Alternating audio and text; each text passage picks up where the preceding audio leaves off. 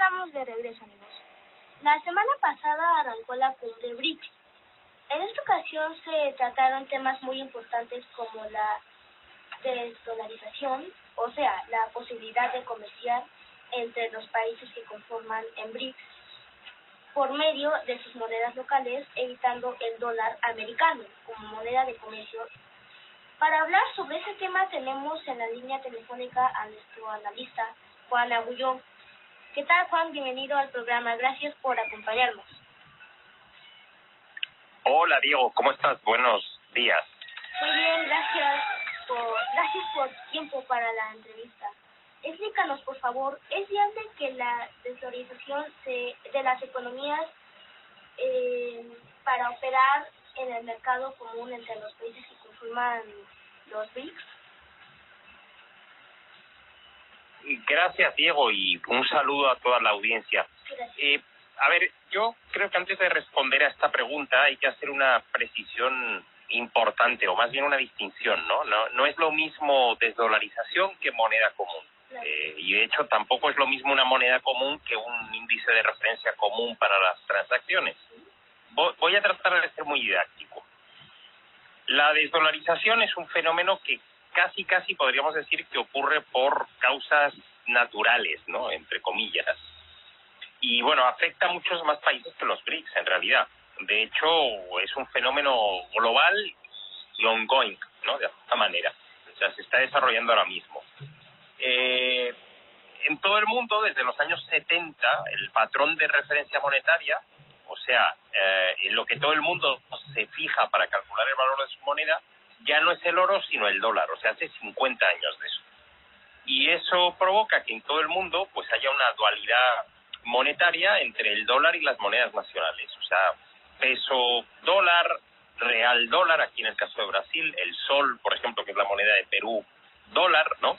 Es decir, los precios se bifurcan, ¿no? Especialmente cuando son precios altos. Por ejemplo, de un departamento, de un auto, ¿no? Y eso es muy fuerte, realmente, además, en aquellos lugares donde las monedas nacionales son especialmente débiles, ¿no? En América Latina, por ejemplo, ha habido una gran demanda de dólares porque las monedas nacionales suelen ser frágiles y suelen ser inestables. Y de hecho, bueno, pues cualquiera que tenga unos pocos ahorros, pues normalmente o se compra una casa o los pone en un fondo en dólares, ¿no? Claro. Pues bien, en los últimos tiempos, sobre todo desde la crisis de 2008, en América Latina y en otras partes del mundo, la demanda de dólares ha empezado a disminuir un poco, ¿no? Y eso no tiene nada que ver con los BRICS, sino con la globalización.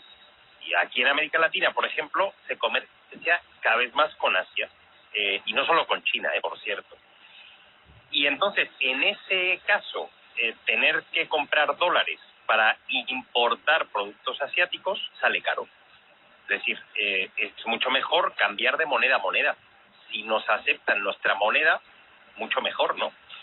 Y eso es lo que poquito a poco le ha ido haciendo perder posiciones al dólar, y eso es lo que se llama desdolarización.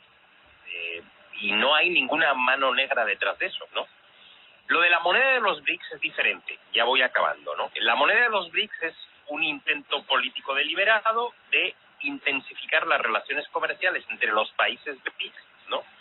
Al margen del dólar. También en realidad porque les sale caro. Lo que pasa es que lo que quieren es como institucionalizarlo, profundizarlo, ¿no? Y eso nuevamente hace perder posiciones al dólar, o haría perder posiciones al dólar, ¿no? Pero sucede una cosa, que en realidad los BRICS nunca han hablado con claridad, por lo menos todavía, de una moneda común. Más bien han hablado de definir un índice monetario de referencia común, que no es exactamente lo mismo que una moneda. Sería como crear una moneda pero sin crearla. Es decir, se fijaría un valor que se calcularía en función del valor de todas las monedas nacionales de los BRICS, y probablemente, por lo que han dicho, de algunas materias primas, tipo el oro, el petróleo, el litio, tal. Y eso definiría un valor, digamos, neutral, ¿no? Y a partir de ahí, las transacciones entre ellos no estarían sujetas a tantos vaivenes. Por ejemplo, a la inflación de sus propias monedas, ¿no? O lo estarían, pero mucho menos, ¿no? y eso garantizaría intercambios mucho más estables, ¿no? Como los que garantiza hoy en día el dólar, y estoy pues mucho más tranquilos, ¿no? Y eso no tendría los inconvenientes de tener realmente una moneda circulante y ahorraría muchos problemas típicos, y desde luego al dólar se le crearía un problema mucho más peliagudo que el de la simple desdolarización, que repito que no tiene nada que ver necesariamente con los BRICS, ¿no? Así que esa es un poco la cosa. Claro, Juan, buenos días. Qué bueno que nos haces esta precisión. Finalmente, la desdolarización es un efecto de la globalización. Es un efecto también de el panorama mundial que tenemos, que hay más potencias, hay otros países que tienen el deseo de salir adelante, de ganar presencia en el mundo, y eso es muy válido. Obviamente, este grupo de los BRICS lo que busca es precisamente eso, tratar de comerciar entre ellos de manera sencilla, evitar trámites, evitar inconvenientes del dólar como moneda de referencia mundial, evitar también los contras que tiene esta moneda, que no se nos vuelva a caer. Como dices, desde el 2008 a la fecha, el dólar ha perdido muchísima presencia, y eso es un efecto de que ya no es propia, bueno, sigue siendo una moneda de referencia, pero ya los países buscan alternativas por las experiencias que ha habido en el pasado. Y bueno, cambiando de tema, hubo también algunos miembros que fueron admitidos en el grupo de los BRICS, y entre 40 candidatos nos llamó muchísimo la atención que fueron admitidos 6 o 7, Emiratos Árabes Unidos, Etiopía, Egipto, Irán, Argentina y Arabia Saudita. ¿Y por qué estos países, Juan, y no cualquiera de los 40 que fueron candidatos?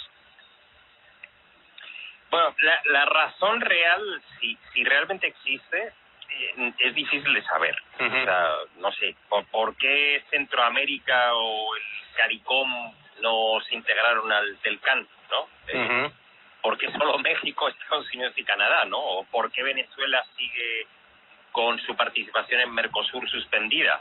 ¿O Así por es. qué la Unión Europea sumaría a tal o cual candidato? Cuando a veces, por ejemplo, la Unión Europea tiene muy definidos unos criterios y luego no necesariamente siempre los cumple, ¿no? En realidad es geopolítica, ¿no? Claro. Podemos imaginar algunos criterios y algunos intereses, algunas influencias, pero como muchas de estas decisiones son producto de negociaciones, no parece en realidad haber unos criterios estandarizados, ¿no? Y no lo podemos definir con seguridad total, ¿no? Lo que sí podemos tener un poquito más claro es qué pretenden los BRICS y en qué países pueden pensar para ir expandiendo su influencia, ¿no?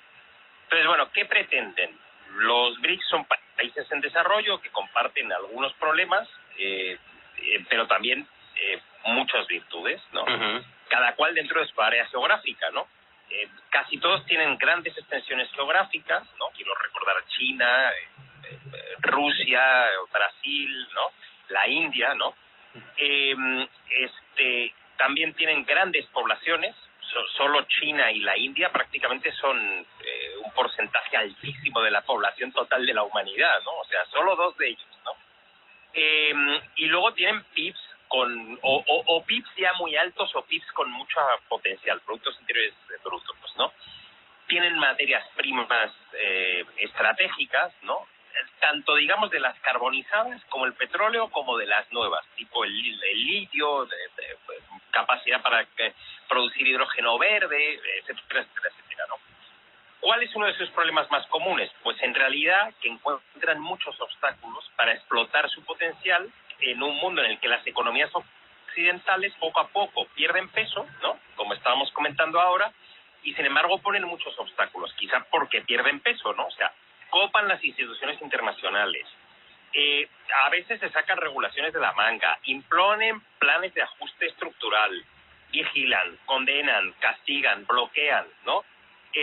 Así que, ¿qué es frente a eso lo que este nuevo club de los BRICS pretende? En realidad, unirse para pesar mucho más, para defender sus intereses, para explotar su potencial, sus compatibilidades, ¿no? No hay tanto una voluntad de integración, o sea, esto no es una Unión Europea, ¿no? Uh-huh. De ninguna manera, como una voluntad de coordinación, ¿no?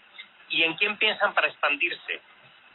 Pues, a ver, a tenor de esta primera ampliación, parece ser que son países con áreas geográficas grandes, con posiciones geográficas interesantes, con recursos estratégicos, con grandes poblaciones, con mercados prometedores, con productos internos brutos significativos, ¿no? Y bueno, pues un poco es lo que vamos a ir viendo. Incluso puede ser que en un futuro veamos incorporaciones de países más pequeños, pero con mucho potencial, ¿no? Por ejemplo, Bolivia, en América Latina. Bolivia es un país mucho más pequeño que los otros, pero tiene las mayores reservas de litio del planeta, ¿no? Entonces, países de ese tipo es muy probable que terminen entrando si sigue esta dinámica, pero estamos en el terreno de la especulación, así que vamos a ir viendo, ¿no? Poco a poco, porque se reúnen año a año, si van definiendo unos criterios y si van incorporando nuevos miembros y cuáles, ¿no? Vamos a ver. Porque como tú decías al principio, efectivamente las candidaturas fueron una cuarentena de países. Yo quiero recordar que en el mundo creo que no llegamos a 200 países oficialmente, ¿no? Así que es un porcentaje muy elevado, ¿no? de la humanidad, visto así. Así que es un hecho significativo al que hay que prestarle atención. Y lo que yo más subrayaría es que hay que intentarlo ver un poco desapasionadamente, ¿no? No tanto como a favor o en contra, es algo que está sucediendo. Y entenderlo es entender qué está pasando en el mundo también, ¿no? Exactamente, Juan, estoy de acuerdo contigo. Yo creo que la geopolítica es la razón de incorporación de estos países. Lo comentas acertadamente, hablamos de países que son potencia, ahí está China, son países con territorio, está Rusia, está China, está la India, y todos juntos forman ya un porcentaje importante del mundo. Y también estoy de acuerdo contigo, los países que en el futuro se vayan a incorporar, aunque pudieran ser pequeños, finalmente tienen algo que ofrecer al mundo y tienen algo con qué competir y con qué hacerle frente a este estado de competencia en el que nos tiene sumida la globalización. Y hablando de países, Juan, que tiene algo que aportar a los BRICS, aquí tenemos a nuestro México, que forma parte del prestigiado grupo de los G20, una de las 20 economías más sólidas del planeta. ¿Cuál sería la relación de México con este grupo, Juan? Bueno, eso habría que preguntárselo al gobierno mexicano, ¿no? Exactamente. Yo incluso he escuchado, yo le escuché en unas declaraciones a la ministra de Relaciones Exteriores de Sudáfrica, que era el país que organizaba la cumbre de Johannesburgo, donde se juntaron los BRICS y donde se ampliaron los BRICS. Yo le escuché decir una vez abiertamente que México era candidato, pero luego no lo vi aparecer por las listas. No lo sé, es difícil. O sea, México hay países que son un retrato hablado de BRICS, ¿no? Y algunos son claramente candidatos, ¿no? Porque han aparecido en todas las listas. Podríamos pensar en Indonesia, por ejemplo, que es un país muy dinámico, muy habitado, ¿no? Por uno de los países más grandes del mundo, con una población muy alta, por cierto, el país con más musulmanes del mundo, que no son árabes, por cierto, son asiáticos. Indonesia, Kazajstán, ¿no? Un país centroasiático muy grande y poco habitado, pero con unos recursos naturales increíbles, ¿no? Podríamos pensar en Argelia, podríamos pensar en varios, pero en América Latina México es de cajón. México es de cajón por tamaño, por población y por recursos y por posición geográfica, que yo creo que es otro elemento muy importante. El problema es si en México, en primer lugar, hay conciencia, hay voluntad de participar, ¿no?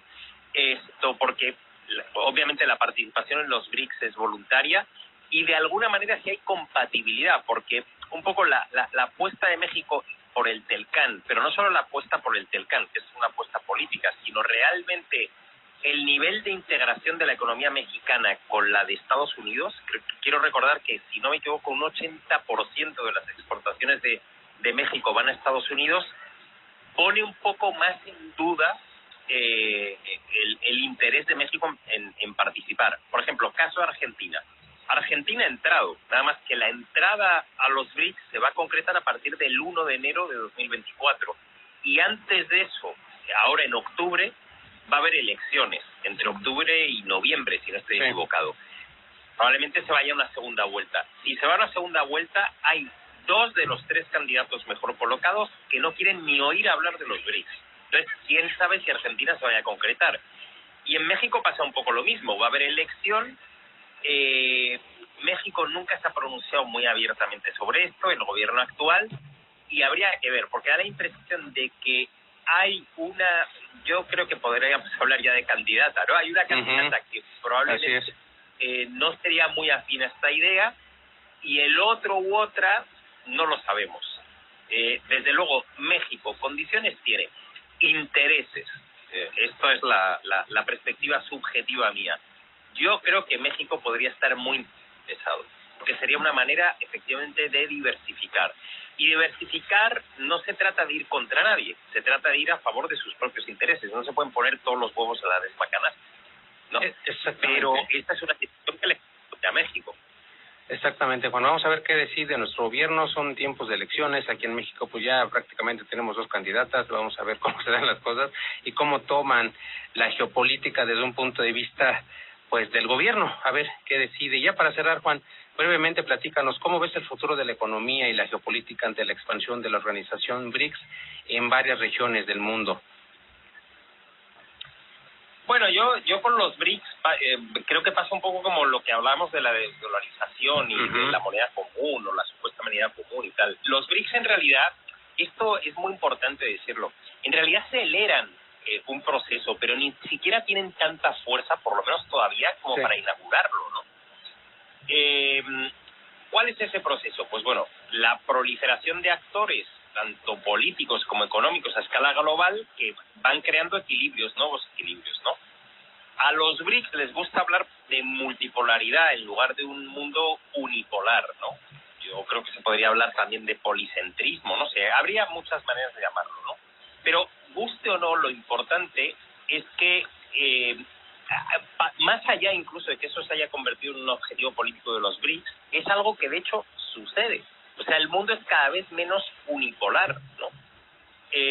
Cada vez hay más actores regionales que van teniendo su peso político en las áreas de influencia, y mucho de eso tiene que ver con la crispación que ahora mismo hay en el mundo, porque hay una reconfiguración de los equilibrios de poder realmente, ¿no? Ahí lo que preocupa realmente es lo ríspido, ¿no? Porque como en la Guerra Fría, pues en realidad sigue habiendo armas nucleares, ¿no? Si la cosa se pone fea, y estas armas nucleares pueden destruir el planeta no sé cuántas veces, ¿no? Lo de un mundo consensuado y con más oportunidades equitativas no suena nada mal. ¿Lo garantizan los BRICS? Honestamente no lo sé. Ellos dicen que sí, aseguran que sí. Otros, si escuchamos a la otra parte, dicen que no, que de ninguna manera, no, que sustituir un dominio por otro. A mí, en todo caso, lo de un mundo más consensuado me suena muy bien, porque este mundo es de todos y todos deberíamos tener derecho a opinar, ¿no? Pero vamos a ver, yo lo que sobre todo quiero insistir es en esa idea. Los BRICS no son una mano negra, no tienen fuerza, no tienen capacidad para promover algo que de hecho existe. Lo que pasa es que funcionamos mucho con, no sé, con chivos expiatorios, ¿no? Los BRICS lo han provocado, no tienen esa capacidad. China es muy potente económicamente, Rusia es potente militarmente, pero, y bueno, India es toda una potencia también económica y militar también, es una potencia nuclear también, pero no tienen esa capacidad de imposición a nivel global. Eso ya venía ocurriendo. Localmente, India es una potencia. En América del Sur, Brasil es una potencia. En Asia, China es una potencia. Y eso pone un poco en solfa la idea esta de un mundo unipolar, ¿no? que heredamos de la Guerra Fría, del final de la Guerra Fría, de la caída de la Unión Soviética. Y eso, claro, significan muchos intereses, muchos símbolos, muchas cosas que se ponen en cuestionamiento, muchas ganancias también, ¿no? Pero eso ocurre, de hecho. Eso es un hecho. Vamos a ver para dónde nos lleva. Exactamente, Juan. Este mundo ha dejado de ser unipolar. Desgraciadamente, las economías emergentes, aún cuando están unidas, todavía no alcanzan la capacidad la fuerza necesaria para imponer una agenda a nivel internacional. Creo que va a pasar muchísimo tiempo antes de que esto ocurra, sin duda. Te agradecemos muchísimo, Juan, tu espacio para Entre Diálogos, y ya sabes, te mando un saludo hasta Brasil y contamos contigo para una próxima ocasión. Claro que sí, Francisco Javier. Un saludo para ti, para toda tu audiencia y para Diego también. Gracias, Juan, por tu tiempo para la